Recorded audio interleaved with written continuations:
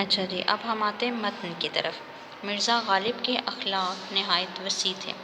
اخلاق یعنی کہ ان کا جو یہ خے لام کاف جو ہے وہ اس سے یہ لفظ اخذ ہوا ہے، خلق یعنی کہ ظاہری شکل و صورت، اور اگر خلق کے ہم معنی میں استعمال کرتے ہیں تو وہ باطنی جو اور نفسانی جو شکل و صورت ہے وہ خلق ہو جاتی ہے۔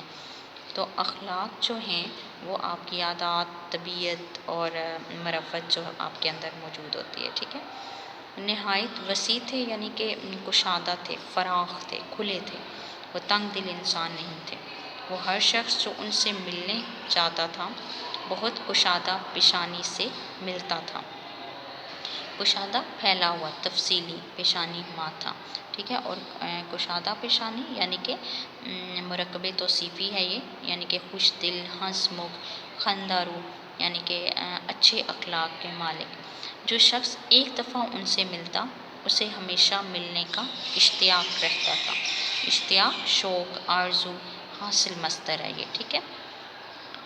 دوستوں کو دیکھ کر باغ باغ ہو جاتے تھے۔ باغ باغ ہو جانا، بہت خوش ہو جانا، ٹھیک ہے۔ پھر اور ان کی خوشی سے خوش اور غم سے غمگین ہوتے تھے۔ باغ باغ ہو جانا محاورہ ہے، جس جو ہے وہ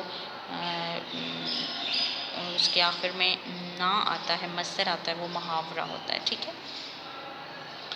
اب جی اس لیے ان کے دوست ہر مذہب اور ملت کے نہ صرف دلی میں بلکہ تمام ہندوستان میں بے شمار تھے۔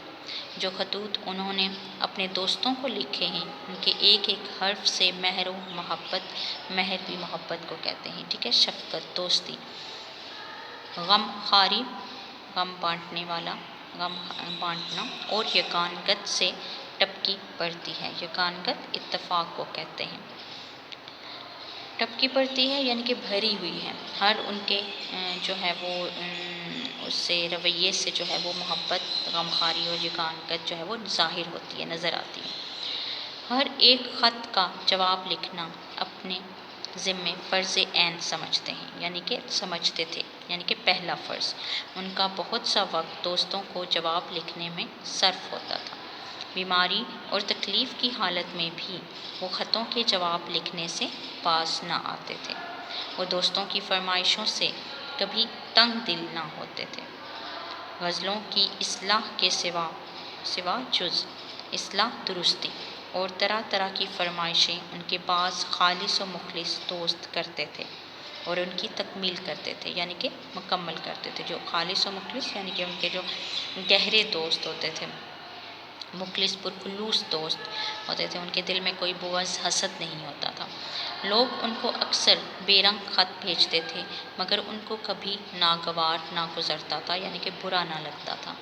اگر کوئی شخص لفافے میں ٹکٹ رکھ کر بھیجتا تو سخت شکایت کرتے تھے، ٹھیک ہے جی۔ اور اس میں ان کی کیا ذکر ہے؟ ایک تو مہر و محبت کا کہ وہ ان کے رویے سے یگانگت ٹپکتی تھی، ٹھیک ہے۔ پھر خطوط کے جواب لکھنے میں وہ جلدی کرتے تھے، کسی کے بھی خط کا جواب دیے بغیر نہیں رہتے تھے، ٹھیک ہے۔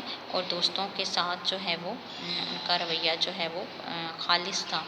اور اصلاح کے علاوہ بھی ان کے جو دوست تھے، اصلاح، بڑے شعراء کو لوگ نا اپنی نظمیں، اپنی شاعری بھیجتے تھے اصلاح کے لیے، ٹھیک ہے۔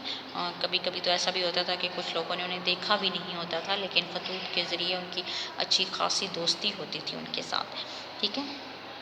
اور بعض جو اچھے ان کے قریبی دوست ہوتے تھے وہ ان کے اور بھی جو ہے وہ طرح طرح کی فرمائشیں، غزلیات کی کہ اپنی شاعری بھیجیں، کوئی تازہ کلام سنائیں یا کوئی نئی بات، نیا واقعہ سنائیں، کیونکہ غالب نے نا مکتوب نگاری میں بہت اچھے تجربات کیے ہیں، ٹھیک ہے۔ تو وہ اس کو بھی مکمل کرتے تھے۔ لوگ ان کو اکثر بے رنگ خط یعنی کہ خالی بھیج دیتے تھے، وہ بھی انہیں برا نہیں لگتا تھا کیونکہ ان کا مقصد صرف غالب کی تحریر کو پڑھنا ہوتا تھا۔ جب غالب جواب میں ان کو تحریر کریں گے تو وہ ان کی تحریر سے جو ہے وہ لطف اندوز ہوں گے، ٹھیک ہے۔ اور خودداری اتنی زیادہ تھی کہ اگر کوئی واپسی کا ٹکٹ رکھ کے بھیج دیتا تھا کہ آپ جب ہمیں خط لکھیں تو ٹکٹ اس کے ساتھ موجود ہے، آپ کو خریدنا نہیں پڑے گا، تو وہ بھی انہیں ناگوار گزرتا تھا۔